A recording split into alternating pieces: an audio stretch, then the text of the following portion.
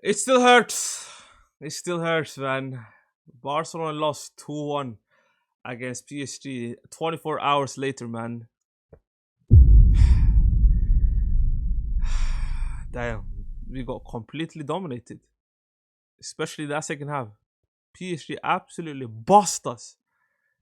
First time under Hansi Flick that I've seen Barcelona getting absolutely dominate. I've seen us lose.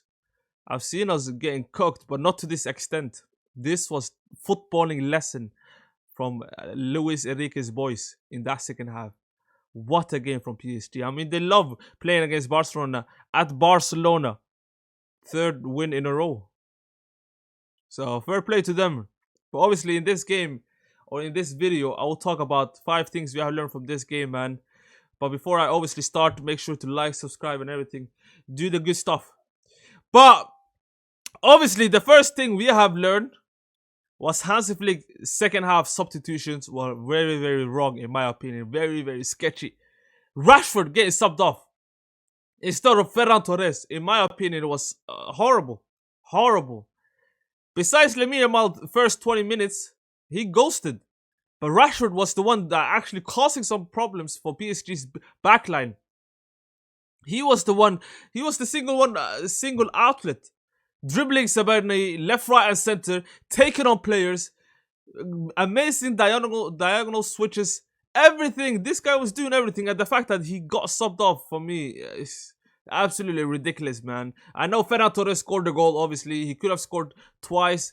I mean, amazing block by Zabarni, but he was completely useless, man. Let's be honest. Let's be completely honest, man. In that second half, he was doing nothing. Rashford was taking on players, dribbling players, doing something. But the fact that Ferran Torres played the whole game, in my opinion, was shocking. Araujo not coming on, in my opinion, as well, shocking as well. Kubarsi, in my opinion, he could have got. He was tired, man. He could not keep up that high line, and he has not the pace to catch up the players. During at least in the first half he can, but in the second half we needed athleticism, and Araujo is literally right there, Hansi Flick. Christensen, you saw when he came on, he couldn't catch up for Gonzalo Ramos. I know Gonzalo Ramos was already ahead of him, so it was very, very difficult for the backline to even catch up. But still, I genuinely believe that if Araujo was there, he could have intercepted that. He could have tackled that Hakimi cross, in my opinion. And subbing on Marc Casado when the game is 1-1, in my opinion, we needed to win the game. We needed to gain dominance. We needed to gain the possession, but Marc Casado is not that guy, man. He's not that guy. Marc Bernal getting thrown into this game as well. High intensity. Who just recovered from ACL is bad management from Hansi Flick as well. He did not feature against Real Sociedad, Marc Bernal, if I'm not mistaken. Did not feature against Real Oviedo, but he gets thrown into this game, which is too high for this guy, man. He hasn't even played Champions League in his life.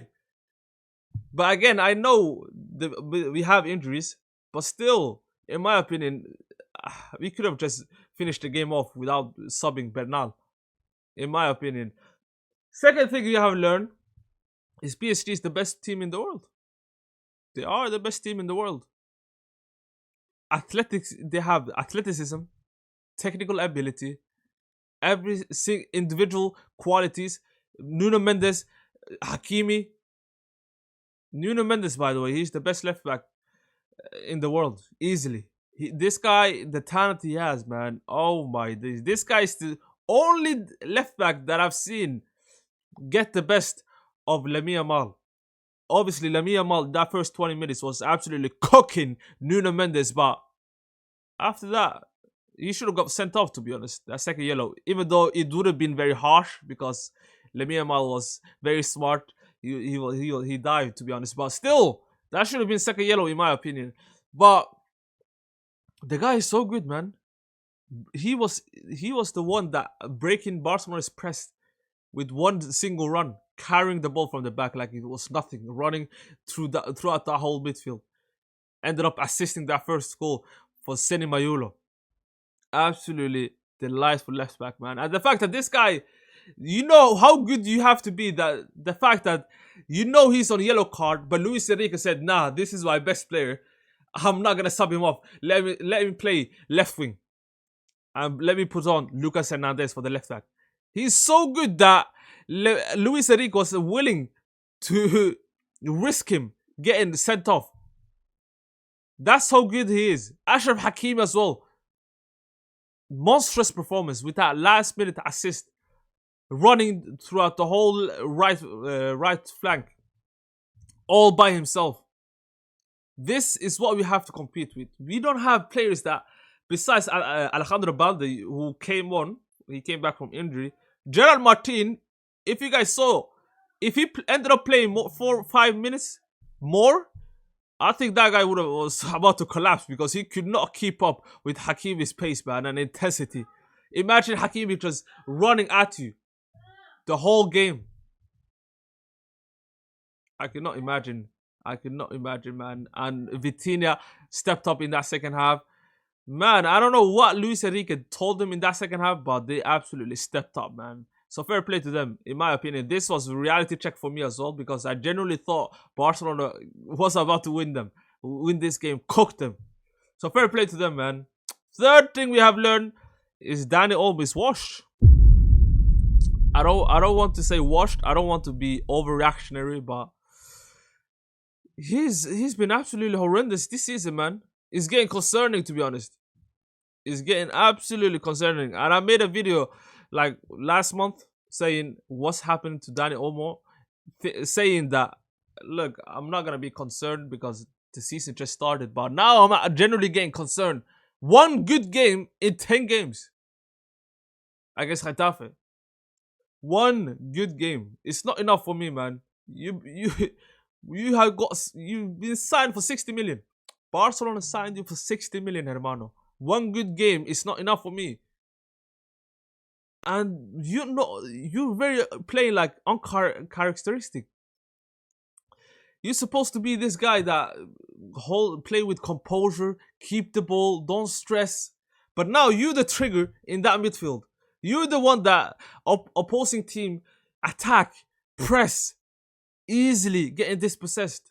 No physicality. I mean, that was never your game, but still, where are your first time touch? Where are you're supposed to be in those little pockets, like amazing first start, turn around, blast the ball, link up play, nothing. Your passes are off. Your shooting is not even that good as well lately. Man, you gotta lock in, man. You gotta lock in, man. Absolutely concerning, in my opinion. And the fourth thing we have learned is Hansi Flick's system without athleticism, intense players, it's nothing. Without Rafinha, without Fermin Lopez, without Alejandro Balde starting, without Araujo, in my opinion as well, without Gavi coming on as a substitute as well, we cannot play 90 minutes in this system. Absolutely not. No, you guys saw in that first half, 30 minutes after the 38 minutes when they equalized, the intensity when Barcelona was getting picked up apart like it was nothing. So many spaces. PSG players were not getting pressed. They had the time of their lives. Just get the ball, turn around, look around the pitch, and pick up the pass they wanted. Because Barcelona players were tired. And this is why having Fermin Lopez instead of Dani Olmo in this system is crucial. And that's why I believe Hansi Flick likes Fermin Lopez as well. Alejandro Balde as well. Rafinha. That guy's presence alone. It's not only about GAs. That guy is relentless. He will keep going at you. Despite having a disaster class, he will keep running. He's the captain. He has personality, man. He will bring the players up. You need to have these kind of players that bring other players up. And Rafinha is one of the best at the club. Generally, might be the best at the club. At this him and Pedri, in my opinion. It felt like ever since PSG equalized, the Barcelona players had dropped. It felt like all 23-24 season all over again. Man, Hansi Flick. And the last thing, Hansi Flick as well. The fifth thing we have learned is about Hansi Flick as well.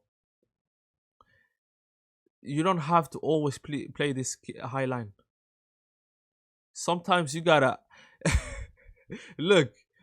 We could already see or saw that PSG was gonna win. We all knew that that PSG goal was about to come. 90th minute, PSG completely dominating as well, keeping the ball, and the high line is still so high, giving Ashraf Hakimi the time of his life. Sometimes it feels like we have never learned from that Inter game. I thought we learned when we saw that game against Newcastle, the last few minutes that we actually kept on playing the ball.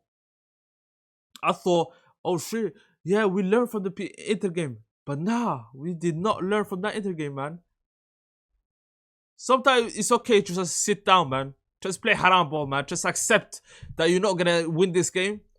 It's no point playing high line because you know you're not gonna score. So just admit or accept that you're not gonna score and sit down, low block, let them come to you, and then maybe attack in counterattacks. But nah, it felt like Hansi Flick is stubborn, or I don't know. This is his philosophy, but look, this is gonna cost us. I'm not gonna come to some crazy conclusions this early on to the season, but we have to sometimes adjust, adapt. Hansi Flick, man, it's not only white and black, man. Sometimes you just gotta have to accept that the other team is better and just sit down and let the game finish 1-1. I personally, knowing now that we lost, I would be happy with 1-1. But now we lost. But let me know your thoughts in the comments, man. My head is absolutely gone.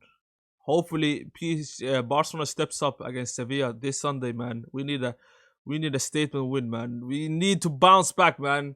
October last year was absolutely fantastic, but now it started off absolutely horrendous. But let me know your thoughts in the comments, man. Vamos, Visca Barça.